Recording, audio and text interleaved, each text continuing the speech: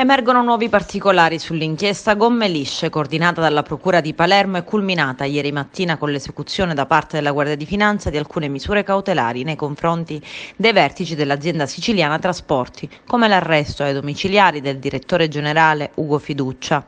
In alcune intercettazioni captate dalla Guardia di Finanza ci sarebbero anche 2 presunte richieste di favori avanzate da altrettanti deputati regionali agrigentini. Si tratta di Riccardo Gallo e del vicepresidente dell'Ars Roberto Di Mauro. Entrambi non sono indagati e non sono mai stati intercettati.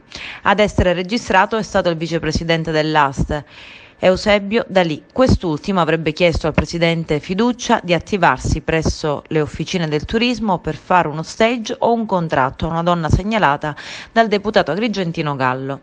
Di Mauro invece si sarebbe attivato per sbloccare la situazione di 2 lavoratori interinali di Gela che volevano andare verso Palermo. La risposta è stata: se ne riparla a settembre. Abbiamo spesso convocato in 4ª commissione i vertici dell'Ast per verificare la loro azione e il loro piano industriale. Le criticità emerse ci hanno allarmato.